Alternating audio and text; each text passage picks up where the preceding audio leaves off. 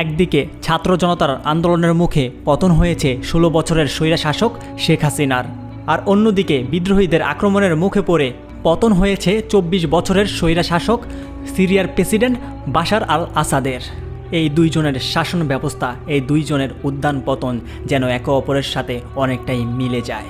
শেখ হাসিনা যেমন করে নিজের চেয়ারকে ধরে রাখার জন্য, নিজেকে ক্ষমতায় টিকিয়ে রাখার জন্য একের পর এক করে গিয়েছিল গুম খুন, ঠিক তেমন করেই সিরিয়ার প্রেসিডেন্ট বাশার আল আসাদ নিজেকে ক্ষমতায় ধরে রাখার জন্য একের পর এক করে গিয়েছিল গুম খুন।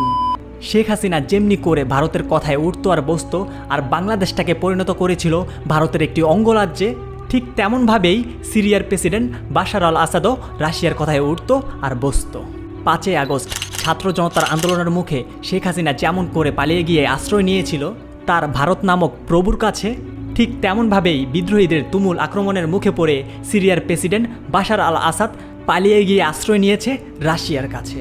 রিয়েলিটি অফ লাইফের আজকের এই ভিডিওতে আমরা জানব সিরিয়ার প্রেসিডেন্ট বাশার আল আসাদের পতনের কারণ এবং তার ২৪ বছরের শাসন আমল কেমন ছিল। সাল ২০০০। বাশার আল আসাদের বাবা হাফিজ আল আসাদ যখন সিরিয়ার প্রেসিডেন্ট থাকাকালীন মৃত্যুবরণ করেন, তখন সিরিয়ার প্রেসিডেন্ট হয়ে বাশার আল আসাদ ক্ষমতায় আসেন। ক্ষমতায় আসার পর জনগণের কাছ থেকে কেড়ে নেয় তাদের বাক স্বাধীনতা, সশস্ত্র বাহিনীকে দিয়ে জনগণকে রাখে কঠিন শাসনে।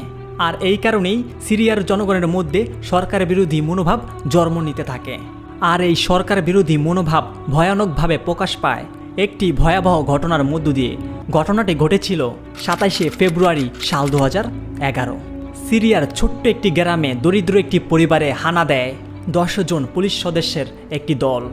উঠিয়ে নিয়ে যায় ক্লাস 7-এ পড়া ১৪ বছরের একটি ছেলেকে। ১৪ বছরের ছেলেটির অপরাধ ছিল সরকারের বিরুদ্ধে কথা বলেছিল এবং অন্যায়ের বিরুদ্ধে প্রতিবাদ করেছিল। সেদিন পুলিশ তার হাতে হ্যান্ডকাপ পরিয়ে টানতে টানতে নিয়ে যায় থানায়। আর এরপর ৪৫ দিন ধরে তার উপরে করা হয় নির্মম নির্যাতন। তাকে উলঙ্গ করে উল্টো করে ঝুলিয়ে মারধর করা হয়, উপড়ে ফেলা হয় তার হাতের নখ। আর এই ঘটনাটি পুরো সিরিয়াকে নাড়িয়ে দিয়েছিল।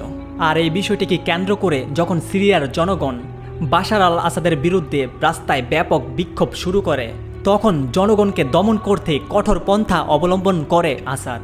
সরকারের সশস্ত্র বাহিনী মানুষ নামক পশুদেরকে লেলিয়ে দেয় সাধারণ জনগণের উপর। গুলি লাঠিচার্জ করে ক্ষতবিক্ষত করেছিল সিরিয়ার বেসামরিক নাগরিকদের, হত্যা করতে থাকে একের পর এক বেসামরিক নাগরিকদের। আর এরপর বিক্ষোভকারীরা সশস্ত্র বিদ্রোহ শুরু করলে দেশটিতে গৃহযুদ্ধ শুরু হয়। পুরো সিরিয়া জুড়ে জ্বলতে থাকে বিদ্রোহের আগুন, যে আগুন বাশার আল আসাদের পতনের মধ্য দিয়ে আজ নিভেছে। গত ১৩ বছর ধরে চলা সিরিয়ার গৃহযুদ্ধে প্রায় মৃত্যু হয়েছে ৫ লাখেরও বেশি মানুষের। সিরিয়ার ৯০% বেশি মানুষ দরিদ্র সীমার নিচে নেমে গিয়েছে। হয়তো চাইলে এই সব কিছু আটকানো যেত যদি সিরিয়ার প্রেসিডেন্ট বাশার আল আসাদ নিজের অহংকারকে গুরুত্ব না দিয়ে আর একটু মানবিক হতো, তাহলে হয়তো আজ ৫ লাখেরও বেশি মানুষের মৃত্যু হতো না, ৯০%-রও বেশি মানুষ দরিদ্র সীমার নিচে যেত না। সেই দিন যদি ক্লাস 7-এ পড়া সেই ১৪ বছরের ছেলেটির মুখ থেকে সরকার বিরোধী কথা শোনার পর মাথা না গরম করে বিষয়টাকে টেকনিক্যালি হ্যান্ডেল করতো, তাহলে হয়তো সিরিয়ার মানুষ রাস্তায় নামতো না, হয়তো এত ভয়ানকভাবে গৃহযুদ্ধ শুরু হতো না।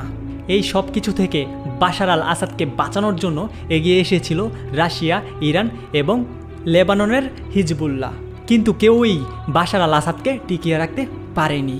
কথায় আছে মানুষের অহংকার, মানুষের জেদ তাকে পুরোপুরিভাবে শেষ করে দেয়।